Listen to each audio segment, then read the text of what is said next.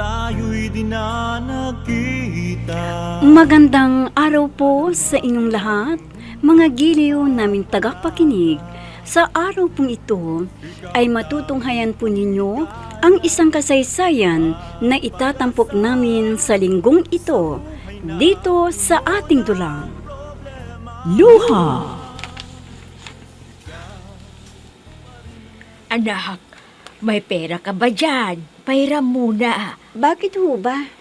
Humingi kasi sa akin yung kapatid mo na pambili niya ng product niya Di pa sumasahod ang itay mo Ho, ang totoo niyan hiram din sana ako sa inyo ng pera. Ha?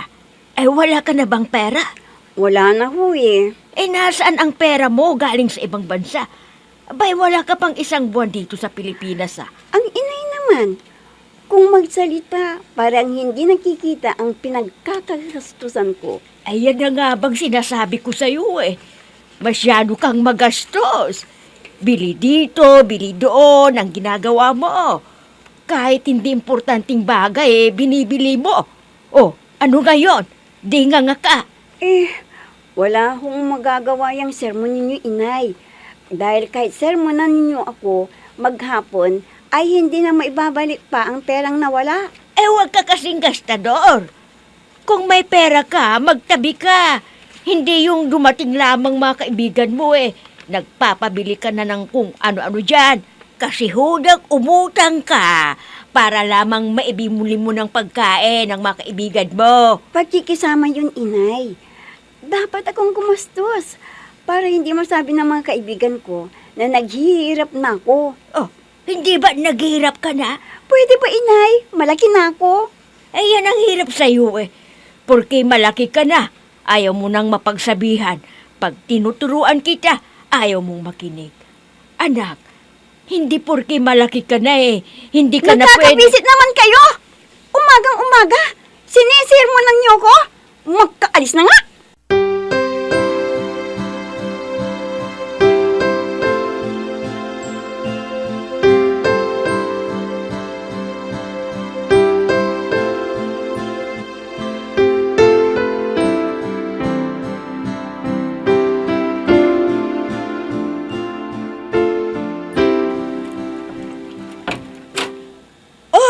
Glenda! Pwede bang tumuloy? Oo naman! Babaeng ito para namang iba. Hindi ka tuloy ka. Salamat. Naligaw ka yata. Ang lalim namang hugot yan. May problema ba? Wala na akong datong Kaya mukha kang aburido. Kita bang aburido na ako? Oo. Teka, plano mo bang bumalik sa ibang bansa para magtrabaho? Hindi na. Pagod na rin ako Wala na akong ibang ginawa doon kundi laba, linis, luto, hugas ng plato, magkuskus ng inidoro. Pero wala namang pinatunguhan ang pera ko. Anong plano mo ngayon? Maghanap ng trabaho siyempre. Ano pa nga ba? Baka may alam ka na pwede kong pasukan. May bakante sa opisina. Pero college graduate ang qualification dun Naku, ganun ba? Gusto man kitang irekomenda pero baka mapapahiya lang ako sa'yo dahil college graduate ang kailangan doon. Pero wag kang mag-alala. Magtatanong ako sa pabrika, baka nangangailangan sila doon. Kung gusto mo sa pabrika. Sige, maski papasukan ko. Ang importante, may mapagkakakitaan ako.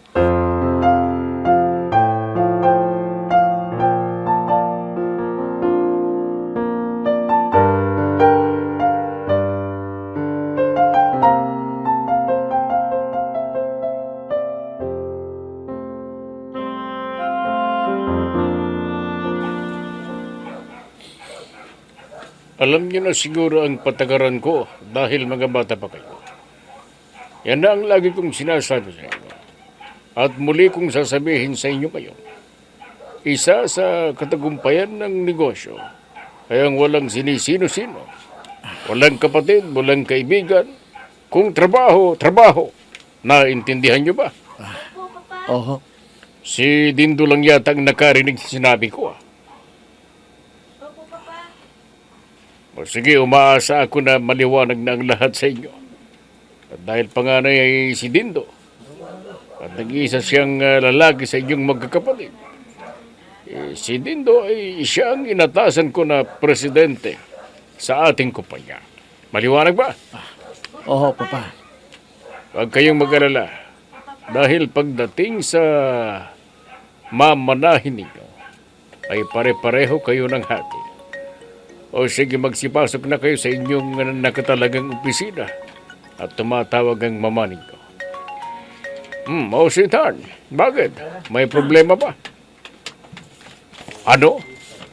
Pinapauwi mo ako, ngayong naririto pa ako sa opisina? Katatapos ko nga lang kausapin ng mga anak mo eh. Ano? Sige, sige. Uuwi na ako.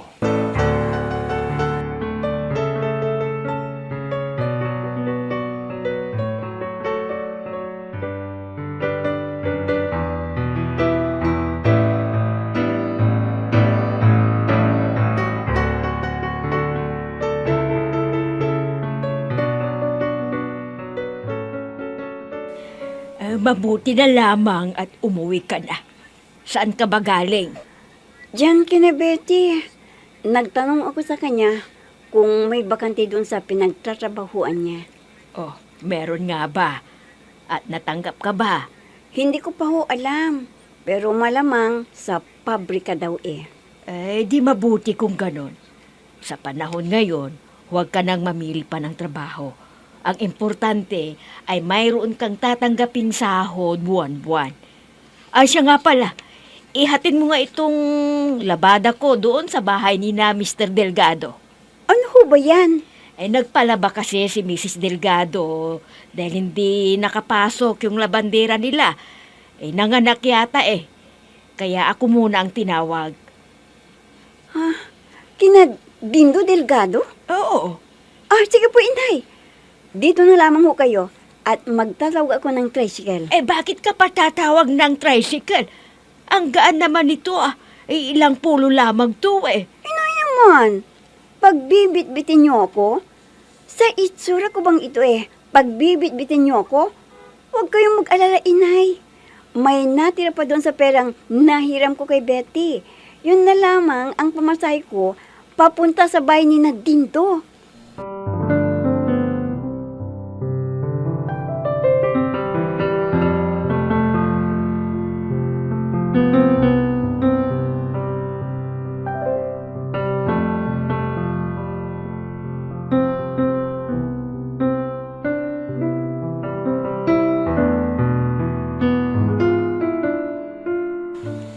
Heto ang bayad, oh. Heto na nga ang bahay ni Nadinto. Ang laki-laki na. Totoo pala, ang balita na mayaman na sila ngayon. Teka, pipindutin ko ang doorbell. Sana, naririto si Dinto at sana siya ang magbubukas ng gate.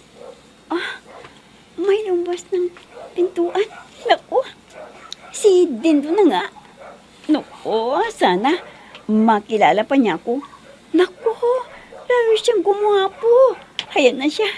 Papalapit na siya. Teka, okay na ba yung hitsura ko? Ano yun? Anong kailangan nila? Hindi ba dito ang bahay niya na Mr. and Mrs. Delgado? Dito nga. Bakit? Kung kasi nagpalabara ang mama mo sa nanay ng kapitbahay namin. Nagkataon na dinala nila sa ospital yung anak. Kaya nakiusap sa akin na ako raw ang magdadaling tong labada ng mama mo. Sinong kapitbahay ninyo? Yung dating labandera niyo. Si Aling Miling. Oo, si Aling Miling nga. Ay, sorry inay. Kailangan kong ipagkailan nanay kita. Nagkasakit si Aling Miling. Hindi kaya dahil sa paglalabada niya kaya siya nagkasakit ng ospital? Ay, hindi. Talagang may dinaramdam na raw siya bago pa siya naglaba. Teka. Hindi ba't ikaw si Dindo? Kilala mo ako? Oo naman. Ito naman. madaling lumimot. Magkalaro kaya tayo nun. Oh, hindi ba? Maliit pa itong bahay nyo nun. At dyan pa tayo madalas maglaro sa harapan ng akasya na tapat ng bahay nyo dati eh. Ah, talaga? Naalala mo palang akasya na yun. Ah, teka. Mukhang marami tayong mapagkukwentuhan nito. Lika, pasok ka muna. At magkapagkwentuhan muna tayo ng nakaraan natin. Lika. Ikaw lang ang tanging mahal ko sa buong buhay kong ito. Pag-ibig ko'y tanging ikaw lamang, sa puso ko'y nag-iisa ka lang. May mag-isa ka pa rin ba dito sa bahay? Wala pa ba si Bunso? Baka mamaya pa yung darating dahil malapit na ang sem break eh. Nagrarush ng mga project niya. Mabuti na lang at nakautang pa ako dyan sa kapitbahay nang gagastusin niya sa project niya. Bakit ka pa nangutang sa kapitbahay eh? Hindi ka pa umutang kay Glenda babayaran naman pag sumahod ako. Ay nako, wala na ring pera yung panganay mo. Ano? May kagagaling lang ng ibang bansa, wala lang pera. Oo. Yun na nga at umutang na raw kay Betty na kaibigan niya. Ay, nako. Kailan kaya matitigil ang pagiging gastador ng anak mo? Ay, ang sabihin mo, kung kailan matitigil ang kayabangan niya. Abay, kahit wala ng pera, ipilit pa rin itinatago na wala na siyang pera. Biruin mo, kay Betty pa pumunta, gayong meron naman siya mauutangan dito sa kapitbahay natin. Ayaw mo na nga yung anak mo. Sa ayaw niyang ipaalam na wala na siyang pera ay magagawa ba? Ay nako, isa ka pa. Mag-ama nga kayong dalawa. Nag-iisa ka lang.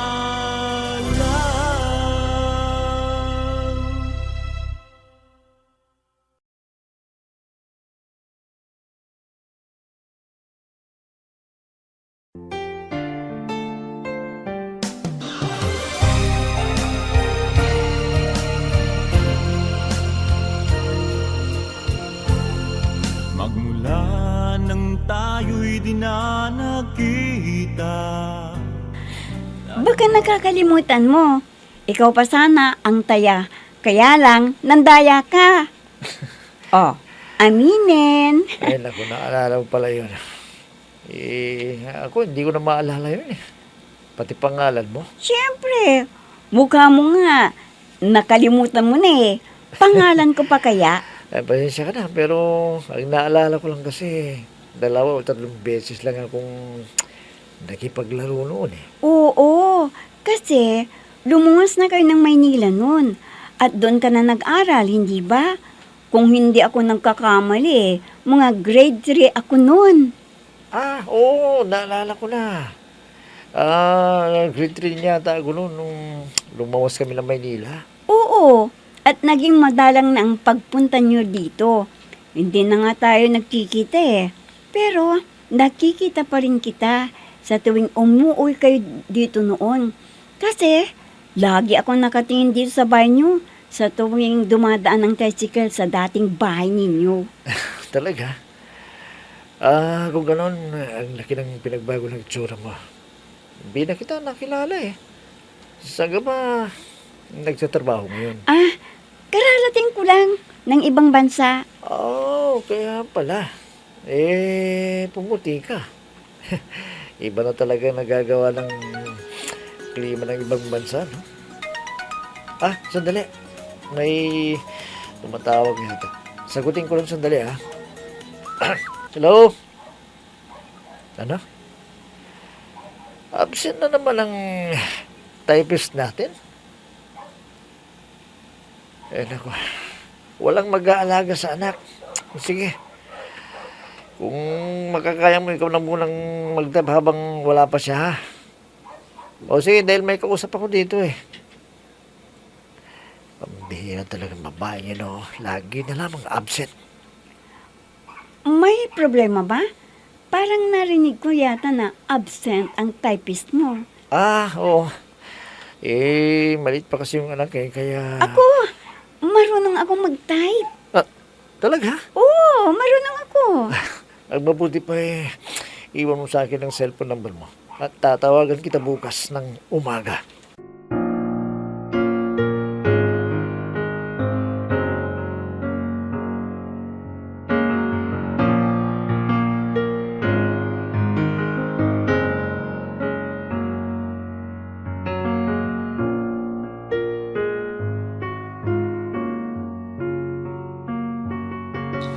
Talaga?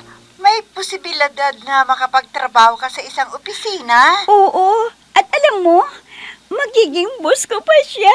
Teka, bakit parang kilig na kilig ka dyan? Paano naman kasi? Gwapo ang magiging boss ko. Luka-luka! Bago ka mag-imagine dyan, siguraduhin mo muna na makakapasok ka sa opisinang sinasabi mo. Gayong high school graduate ka lang.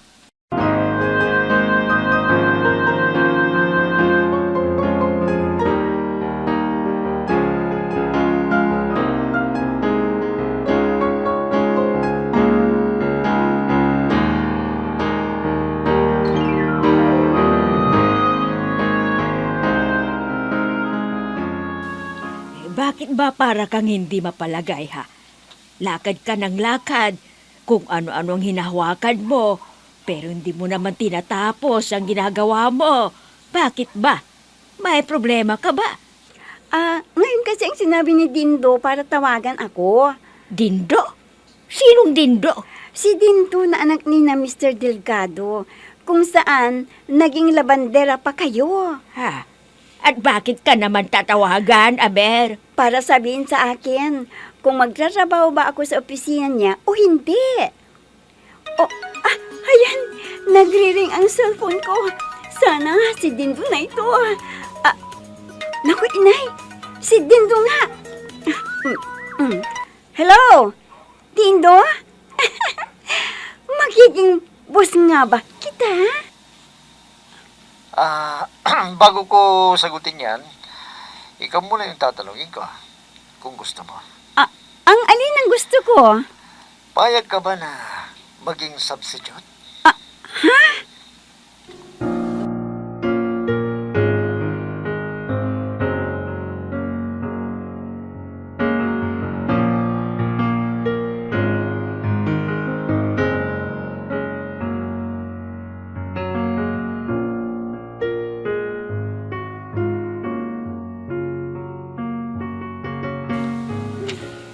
Grabe talagang babaeng yun. Absent na naman? Paano to? Ako na naman ang gagawa ng kanyang trabaho. Good morning, sir. Good morning. Good morning. Betty? Glenda? Betty? Teka, magkakilala ba kayong dalawa? Oo, sir. Kaibigan ko po siya. At taga doon sa amin. Tingnan mo nga naman, Magka-barangay pala kayong dalawa. Ang ibig mong sabihin, dito ka nag-uopisina, Betty? Dito ka? Nag-iisa ka lang.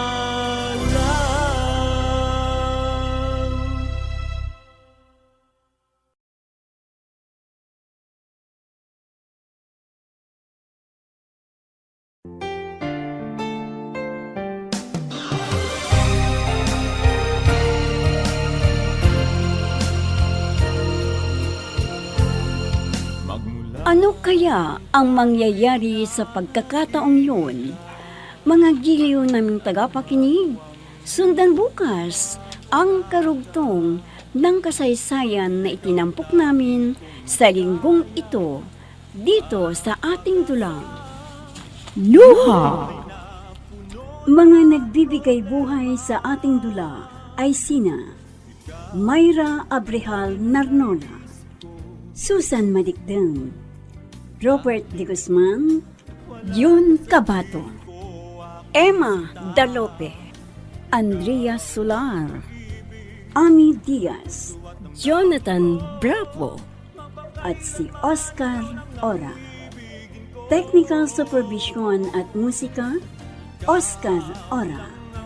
Nilapatan ng tunog ni Robert De Guzman, Willie Francisco. Sa panulat at direksyon, Eva Alcoriza.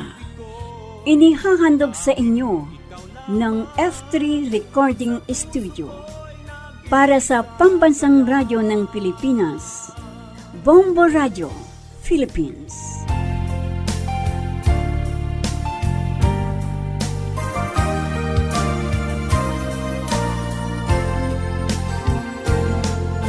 Ang alaala nating di malilimutan, kay sarap ng ating